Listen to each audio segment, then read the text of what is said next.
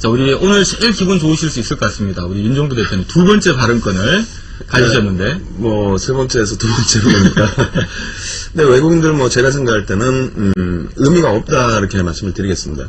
의미가 없다. 예. 예. 뭐, 2005년 이후에 지속 매도를 하고 있었고, 지금 범위에서 뭐, 제 기준에서는 10거래일 정도의 매수나, 혹은 10거래일 정도의 매도를 기준으로 놓고 보는데, 네. 2005년 이후에 10거래일 이상 뭐, 매수를 했던 적은 불과 몇 번 안 되거든요. 네. 근데 이번에는 뭐, 그 10거래일도 아니고, 그래서 뭐, 큰 의미가 없지 않겠느냐. 예, 이렇게 말씀드렸습니다. 일단은 외국인 매수 연속성이 좀 없는 것 같다라고 네. 두 분이 조금 상반된 의견 주셨고요. 일단 좀 의견이 다르신 우리 윤 대표님 의견부터 먼저 들어보겠습니다. 뭐 별 의미 없습니다. 그러니까 외국인들의 지분이 글로벌 시장에서 어떻게 형성되었는지를 좀 놓고 보셔야 되는데, 네. 선진 시장 같은 경우가 외국인 지분이 평균적으로 30% 정도 수준입니다. 네. 그리고 이제 이머징 마켓 같은 경우가 오히려 28% 정도 수준이거든요. 국내 시장에 지금 외국인 지분 대략 한 29.3% 정도 되는 걸로 보여지고 있는데요. 일단 그 90년대 이후에 외국인 수급 동향 한번 준비를 해봤습니다. 준비해놓은 차트 한번 놓고 보시게 되면요. 일단은 그 자료화는 아직 안 나오고 있습니다만, 예, 지금 막 나오네요. 외국인 그 지분한도 자유화 해준 이후에 지속적으로 외국인 지분은 상향이 됐었죠. 그리고 난 이후에 이제 그 1000포인트 위쪽에서는 외국인들의 매도가 뭐 집중돼 있었습니다. 근데 특히 이제 외국인들의 연속 순매수성의 매수가 들어왔던 부분은 2005년 6월 말에서 7월 초순, 그리고 2007년도 4월이 되겠는데요.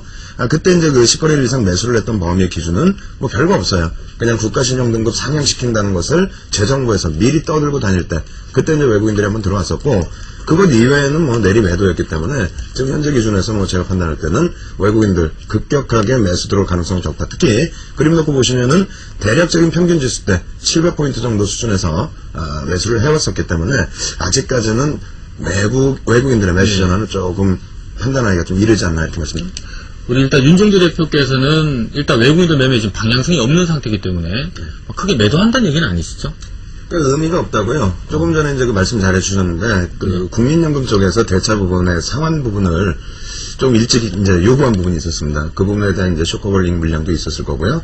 그리고 또 한 가지는 이제 그 대차 물량들에 대해서는 배당 이전에 좀 메꿔줘야 됩니다. 그렇지 않으면은 배당금까지 또 이자 비용으로 내야 되기 때문에 그 어려운 부분이 있고요. 마지막으로 이제 한 가지만 더 그 차트 하나만 보여드리게 되면은 외국인들의 그 수급 기조 자체가 네. 미국의 이제 그 다우 지수도 마찬가지고요. S&P 500 지수와 거의 연동되어 있습니다.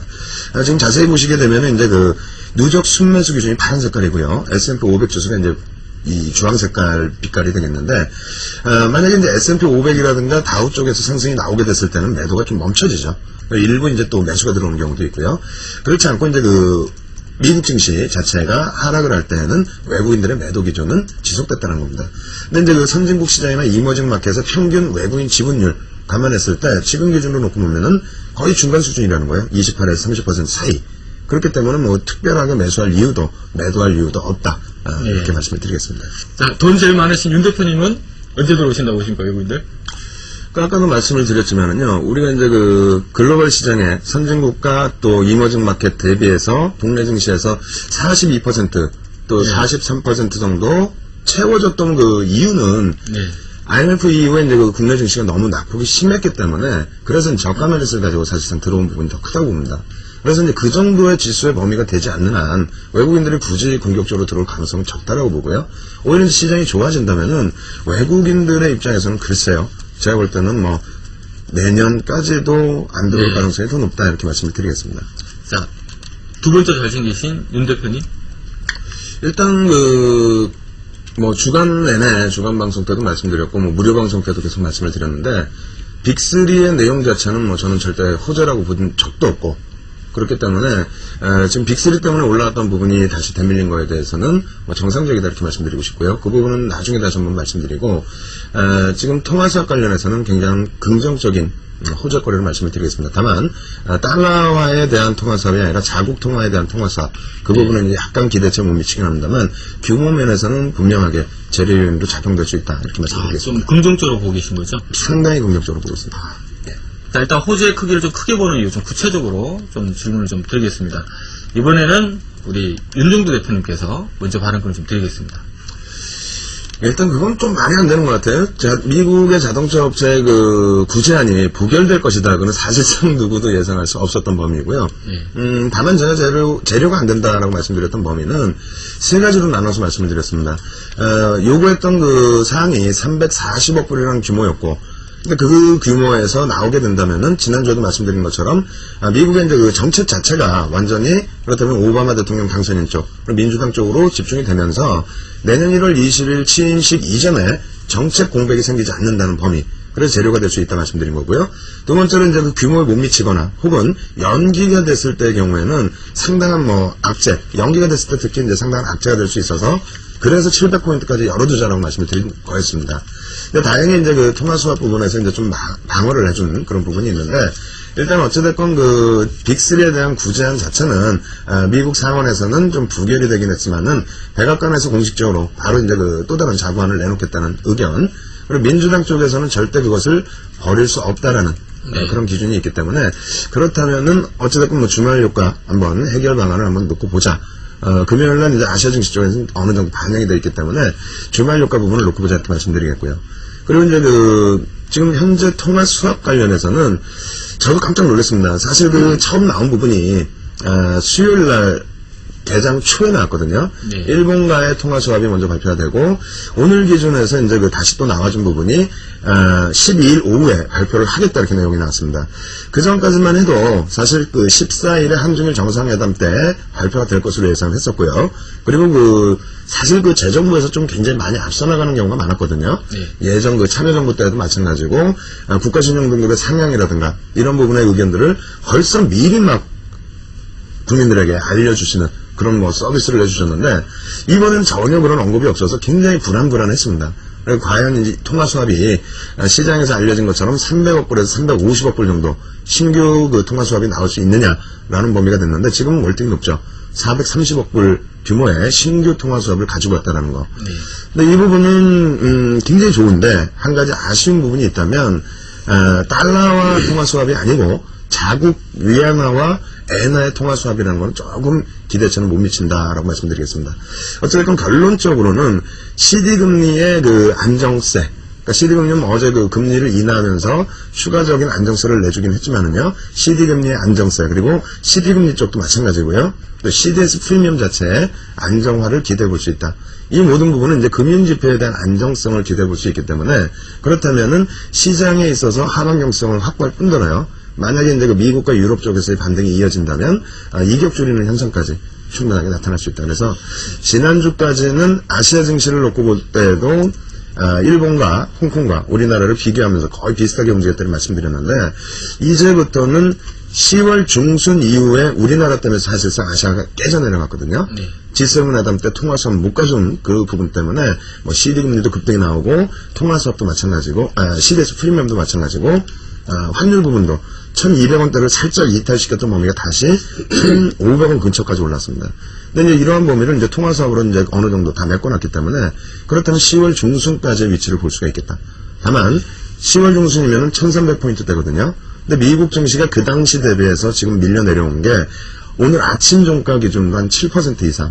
만약에 이제 오늘 선물 동향처럼 더 빠진다면, 그렇다면은 상대적으로 지금 방어해 줄 수 있는 여력은 미국과의 이격 줄이는 범위는 한 3%에서 5% 수준. 예. 그렇게 이제 말씀을 드리도록 하겠습니다. 일단 윤종도 대표님도 우선 1100 깨면 사야 되는지 아니면 따로 팔아야 되는지 결론부터 먼저 해주시죠.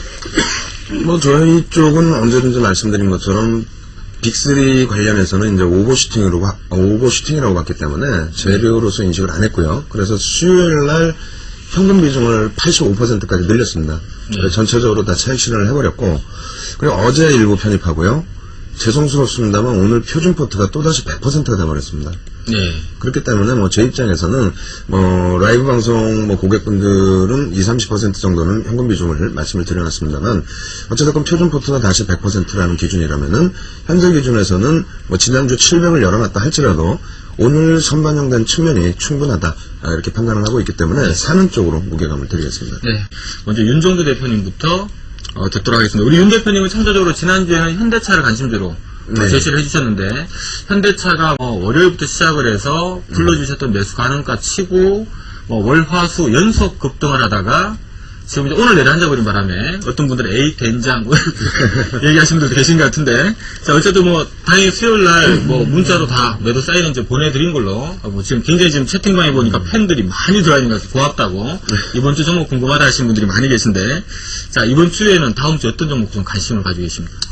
뭐 시간이 없어가지고 뭐 시황 부분은 거의 접어야 될 것 같고요. 종목만 말씀을 간단하게 드려야 되는데, 제가 생각할 때 이제 그 통화 수업 범위에서의 재료다라고 한다면 단순하게 보셔도 될 것 같아요. 그러니까 지금 현재 상태에 자동차가 지난주에 좋아서 추천드린 거는 사실 아닙니다. 지금 기준에서는 순환성의 흐름을 계속 기준을 잡아드리거든요. 네.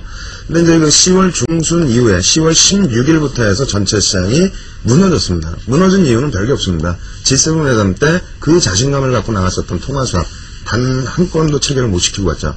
거기에 대해서 금융지표가 악화됐고, 거기에 대해서 와장창 무너지고, 그 무너지는 범위에서 가장 큰 타격을 받았던 게 금융업체와 건설업체입니다. 네. 근데 그 부분이 이제 통화수합 때문에 지금 뭐 각국에 300억 불이죠. 그리고 IMF 220억 불. 그래서 1120억 불의 이제 그 통화수합을 해결시켜 놓고 왔기 때문에 금융지표 부분에 상당한 그 개선책이 나올 수 있다. 그래서 일단 그 현재 기준에서는 뭐 지난주 같은 경우에는 현대차 부분 주중반에 반등이 나왔습니다만 추가적으로 매수해 드린 부분은 그 시장 반등에서 가장 소외되어 있었기 때문에. 네. 그리고 이제 그 수요일 같은 경우에는 빅3에 대한 너무 큰 해석이 나와서 오히려 그렇다면은 오버슈팅이다. 그래서 이제 그 무료 문자나 그리고 전체적으로 수요일 날은 수요일마다 오후장에 무료 채팅방 라이브 방송을 진행을 해드리고 있습니다. 거기서 이제 뭐 현대모비스, 현대차 전략 매도 사인을 드렸고요. 지금은 이제 제 차 편입을 하고 있으니까 현대차 가지고 계신 분들 매도를 만약에 못하셨다 하시면은 보유 비중 그대로 유지를 하셔도 무난하다 이렇게 말씀드리겠습니다. 예, 우리 이번- 윤 대표님께서 네. 일단 조금 공격적일 수는 있습니다만은 오늘 하나 금융지주, 금융도 네. 오늘 다 급락하면서 좀 불안했습니다만은 일단 금융지 쪽으로 방향을 좀 잡아주셨고요. 네. 지금 시간 관계상 종목 얘기를 좀 충분히 못 들을 것 같은데 주말에 강연이 있으시죠? 예, 주말에 강연회가 하나 있고요. 일요일 날입니다. 일요일 날 한국 화재보험협회에서 일요일 2시부터 6시까지. 그래서 위치는 여의도역 5번 출구입니다. 네. 그래서 오시면은 이제 그 보실 수 있고요. 죄송한데 이 카페 한 번만 보여드리겠습니다. 카페 이제 그 보여드리는 부분은 일단 오늘 파워포인트가 사실 56장입니다. 근데 못 보여드렸어요. 시간도 너무 없고 해서 이 대박타임 이쪽으로 오시면 56장의 파워포인트 다 보실 수 있습니다. 꼭 확인하시기 바랍니다. 네, 우리 자료화면 성실히 준비하시는 윤 대표님, 오늘도 시간 관계상 56장 파워포인트 자료는 다 못 보여드렸는데, 자, 아무튼 카페 오시면 무료로 보실 수 있으니까요, 참조를 해주시기 바랍니다.